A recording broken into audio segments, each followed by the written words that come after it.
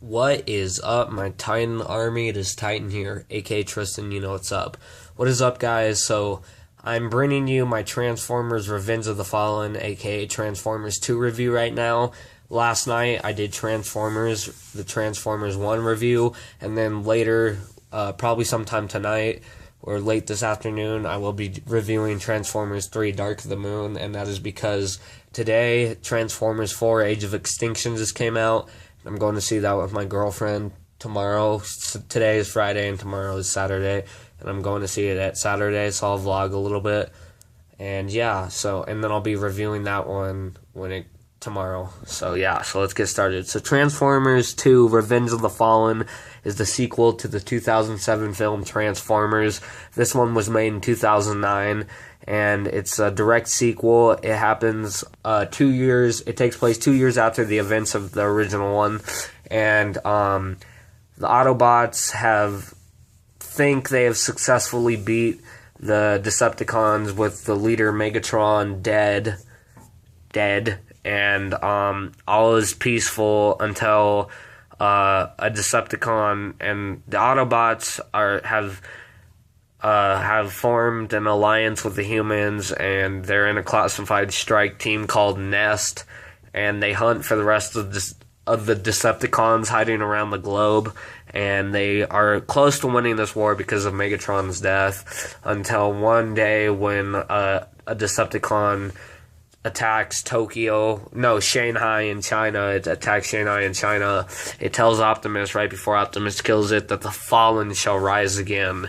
And then a group of Decepticons fly down go to the bottom of the Tarantulan Abyss, which is the deepest part of our ocean in the whole world. And that is where Megatron is resting in peace after his death in the first one.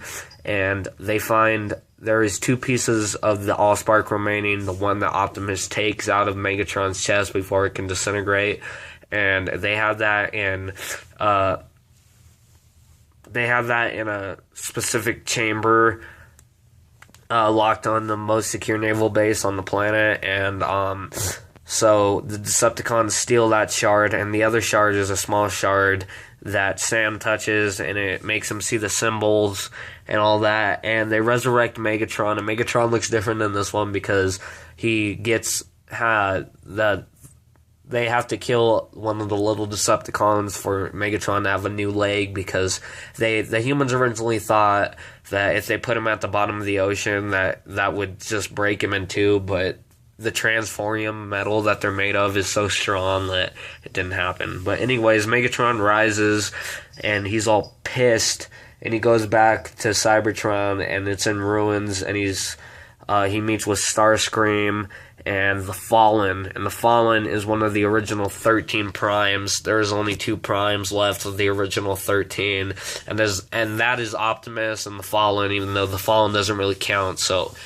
And Optimus was born many years after the other 12. That's why he doesn't give his life to protect the main object of this movie, the Matrix of Leadership, that they need, that the Fallen's looking for, so he can harvest the sun for Energon for Cybertron to rebuild it.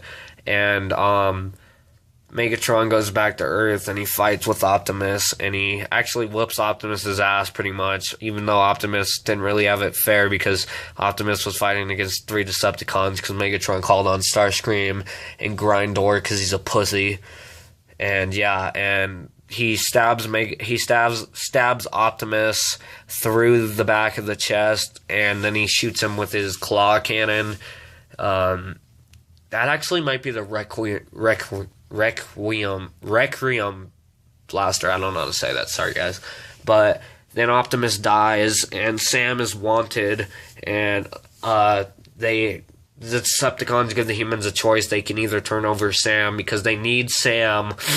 Sam when he touched the Allspark shard, it gave him the symbols that could lead them to the Matrix of Leadership, and Megatron needs that so he can power the Sun Harvester. So Sam has to set out on a quest in Egypt with Michaela and all them to retrieve the Matrix of Leadership using the symbols in his head, and they do find it, and they use it.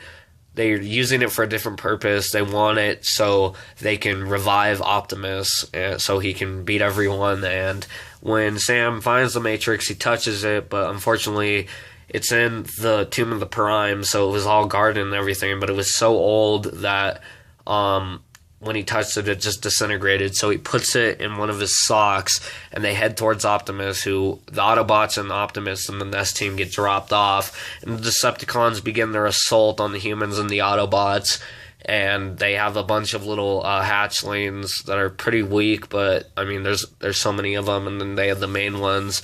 And Devastator, this big giant Decepticon, rearranges a pyramid for the sun, because pyramid, the greatest pyramid in Egypt, was built over the Sun Harvester in this movie, and he gets the top off so they can start the machine. And Sam does die. Yeah, Megatron shoots him, and it kills him, and the Primes go into his consciousness, and they tell him that you have fought for Optimus, our last descendant, with courage worthy of our secret. The matrix of leadership is not found, it is earned. Return to Optimus now, merge the matrix with the spark it is, and always has been your destiny. So, yeah, so then they bring him back to life, and the matrix reforges itself. All the dust, forms back into the matrix, and then he plunges it in Optimus' spark, and that's a really emotionally cool scene. Optimus wakes up and he's like, and he coughs up dust, and then the Fallen comes and Optimus gets it taken out of him, but Optimus is rebooted.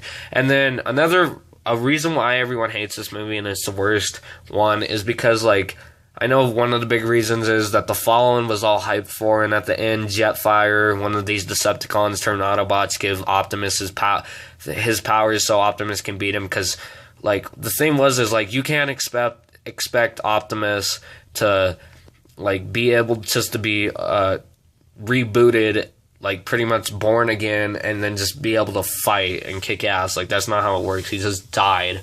He can barely even stand, and so Jetfire gives Optimus his powers, and Optimus flies over there and destroys the Sun Harvester with this sticky blue bomb circle thing. He shoots it, and when it touches it, explodes. And then he fights Megatron and the Fallen, so the two Megatrons, because Megatron, Optimus's brother Megatron, gave himself that name from the Great Fallen, because the Fallen's real name is Megatronus Prime. And they fight, and Optimus beats the shit out of both of them. He kills the Fallen, rips his face off with the Fallen's own staff, and then takes the Allspark through his rips out his spark, and it's holding there, and then he crushes it. And then he chops off Megatron's arm, shoots him in his face with his own blaster, and then blows a hole in him with these two giant cannon things he has on his back from Jetfire's upgrade. And that's pretty much it. That's how the movie ends, and blah, blah, blah. And it's for the cast, Shia LaBeouf returns to play as Sam Witwicky. Megan Fox returns to play Michaela. Peter Cullen again voices Optimus Prime. And yeah, that's pretty much it for the important guys. Just those three, really. And yeah. And for a rating, I'm going to give this movie a 4 out of 10. Yes, guys, I like this movie and I'll watch it, if I'm having a Transformers marathon or whatever, but I don't really care for it. I think it's the worst one, but yeah, 4 out of 10. There's a lot of things, they all had the Fallen hyped up, and then, the Fallen got his asses whooped, yeah, so that's pretty much it, guys. Hope you guys enjoyed, and I'll see you in a few hours with Transformers Dark of the Moon, so peace out. Hope you guys like the review.